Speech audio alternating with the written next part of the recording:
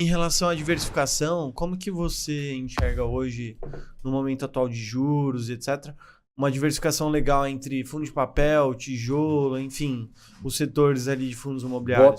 Boa pergunta, tá? Intuitivamente eu iria te falar que hoje o mercado está muito favorável para fundo de papel, porque a inflação está voltando, o juro está alto, então você tem carteiras indexadas e você tem um valor patrimonial do fundo de papel amassado pela remarcação da NTNB e você tem eles negociando com deságio. Então, Sucesso. Só que você não pode desprezar um fundo de tijolo, de shopping, de renda urbana, logístico, que está pagando quase 10% ao ano. Porque não é a mesma conta. Aí vem uma das primeiras perguntas sua, olhar só o yield. Uhum. Um yield capitalizado de um fundo de CRI hoje, na minha cabeça, vai ficar entre 12% e 15%. Pensando nesse jogo de entre high grade e middle, tá certo? Baita rendimento líquido de imposto de renda. Agora eu vou falar bonito só para parecer importante. Se você grossapar essa taxa aí, ele engole essa ali, que beleza, você tá bem. Tá bem? Concorda? Estamos combinados nisso? Beleza. Ah, mas o fundo de tijolo pagando 10 é pouco. Cara, é muito dinheiro. Porque o tijolo ele tem um modelo de precificação diferente. Se você pega essa taxa de juros futura, e hoje está 13, e traz isso para 9, 10, você tem um efeito de mola comprimida que dispara no fundo de tijolo, e você joga esse negócio 30%. Em relação à valorização da cota. Você joga esse negócio 30%, 40% para cima.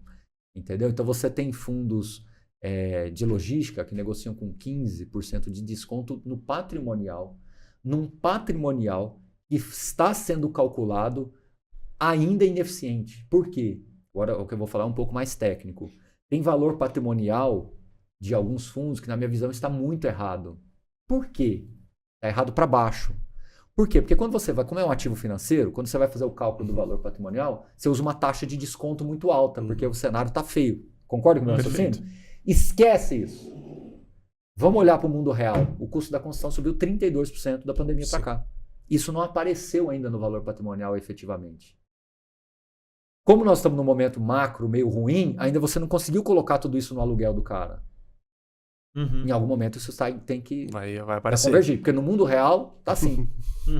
E não é em relação aos fundos de papel, como que funciona? Porque provavelmente eles têm vários títulos ali de renda fixa e assim por diante. E aí taxa Selic cai. Como que esses fundos estão? É mais pré-fixado, pós-fixado? Como que tá isso? A maioria do mercado de fundos de CRI, que hoje é 40%, 45% do mercado, é bastante. O fundo de CRI ganhou muita relevância nesses últimos 5 anos. Quando eu comecei a investir era 3% do mercado, 2%, 3% do mercado, e hoje é 40%, 45%. A maioria dos fundos eles são inflação mais, juro real. Tá? Então assim, a gente tem uma tendência a falar que agora os fundos têm que ir para CDI e tal, cuidado.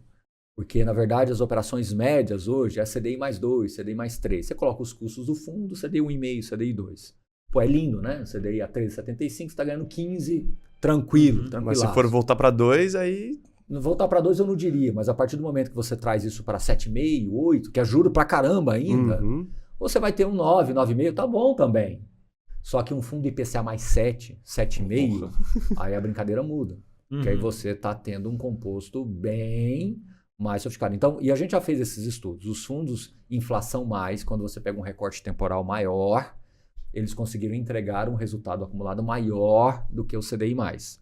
Ah, então quer dizer que um é melhor do que o pior? Não, eu acho que assim, alguns fundos estão indo por uma estratégia core e uma estratégia tática, oportunística. Então eles entendem que como as operações CDI mais têm um duration menor, eles estão fazendo um carrego positivo para o fundo e em algum momento eles saem disso numa mesa de proprietária aí, sai de alguma forma e carrega de novo depois no IPCA. Mas o que eu tenho mais para te dizer com relação a isso é que está acontecendo um movimento muito curioso hoje.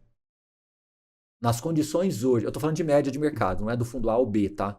Nas condições de mercado macro hoje, de fundo de CRI, considerando esse perfil high grade, middle, com os descontos patrimoniais, com as condições de marcação hoje, existem tabelas de sensibilidade sendo publicadas em quase todos os fundos de CRI, pelo menos vários deles, que mostra que nas condições de hoje, se você monta uma posição num fundo de CRI, hoje você está tendo implicitamente entre inflação mais 9 e mais 10 líquida de custo. Inflação mais 9 e 10. É Fantástico. muito dinheiro. É muito dinheiro. É muito dinheiro. Uma Só que a taxa de juros a 13,75 cria uma nuvem que ninguém enxerga, ponto final. Então, Entendi. estou falando para todo mundo que está nos ouvindo aqui agora. Fica parecendo que o que eu estou falando não serve para nada. E quantos, quantos por cento da sua carteira você acredita que pode ser interessante para esse tipo de Boa segmento? boa pergunta. Depende muito do perfil do investidor. Então, eu tenho duas respostas para você. Uma resposta mais pro forma, que é o que eu gosto de pensar. Você tem que ter uma certa aderência ao mercado, que senão você se descola demais. Eu falei para você agora há pouco que 40%, 45% do mercado é de fundo de CRI.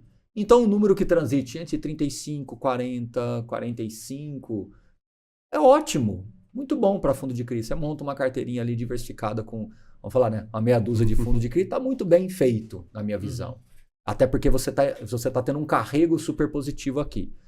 O restante ser fundo de tijolo, você vai continuar tendo um carrego bastante atrativo, mas com um potencial de ganho muito grande. Porque no fundo de CRI o ganho... Na cota. O fundo de CRI ele é mais limitado na cota. Ele não foi feito para rodar a 1,2 do patrimonial, porque se ele fizer isso, possivelmente o gestor vai estar fazendo emissão e puxando o fundo de novo para o patrimonial, o que é quase que uma obrigação ele fazer isso, inclusive.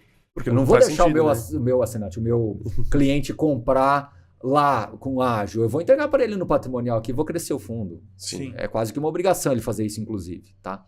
Então eu gosto desse número. Tá? Agora vamos falar para um outro público, que é um público que tem uma carteira super diversificada em outras classes de ativos e, de repente, ele quer tomar mais fundo de CRI agora, entendendo essa questão desse carrego super positivo que tem aqui. Aí ele pode ter mais do que isso. Então, vamos supor, 90% da minha carteira está em outras coisas. Eu tenho só 10% em fundo imobiliário. Eu posso pesar mais em fundo de CRI. Não teria problema. Agora vamos pensar o contrário. 50%, 70% da minha carteira está fundo imobiliário.